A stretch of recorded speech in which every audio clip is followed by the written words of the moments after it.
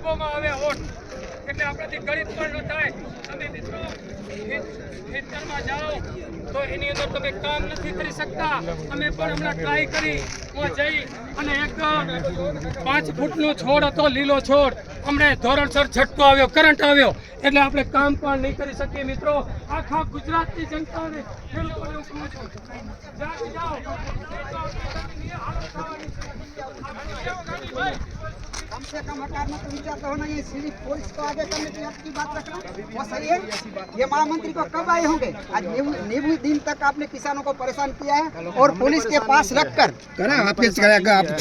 हम उसको ऐसे नहीं बोलते पुलिस तंत्र पर नहीं करना, बहुत शांति से चलाओ, काम विकास करवा दो।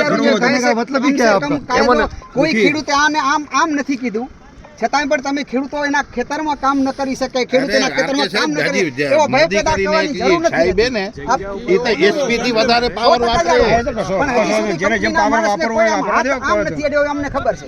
તમે પૂછો છેલ્લે કોને હાથ અડ્યો મને કહો, એક કાર્યકર્તાને બતાવો કે આ માણસે આ અધિકારીને આમ કીધું.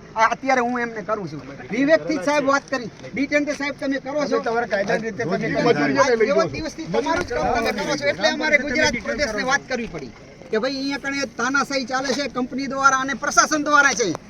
કારણ કે તમે કોઈના એસારે કામ કરતા હશો એવું અમને લાગી રહ્યું છે. કારણ કે અમારી કાંઈ સાંભળતા જ નથી તમે. આ ખેતરમાં મગ હતા ને એ મગવાડો પોલીસ નહોતી આવવા દેતી. આવું હોઈ શકે સાહેબ? કોરિડોર ની તમે કરો, આવું હોઈ શકે? આ તો જો તમને કહી દો, આ 2-4 દાડાની અંદર નિર્ણય આવે તો બરાબર છે, નકર પરિસ્થિતિ આખી જુદી થાય ને. આ બધા પુલ ટાવર ઉભા કરેલા છે ને સાહેબ, એ ટાવર ખોલી લેવા પડી, તમારે ખોલી લેવા પડી ખર્ચે. આખા ગુજરાતના જો ખેડૂતો આખા ગુજરાતની અંદર જિલ્લા વાઇઝ તાલુકા વાઇઝ ખેડૂતોનો રોજ છે. એવું ન સમજાતા કે તમે જે રાજકીય લોકો કહે છે કે આ લોકો 2-4-5 લોકો છે, એવું નથી સર.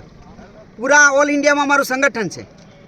आपको सब पता है, लेकिन आपको जो बोलते हैं यहीं का राजकीय नेता, मैं खुले में कहता हूँ कि वो कोई नहीं है.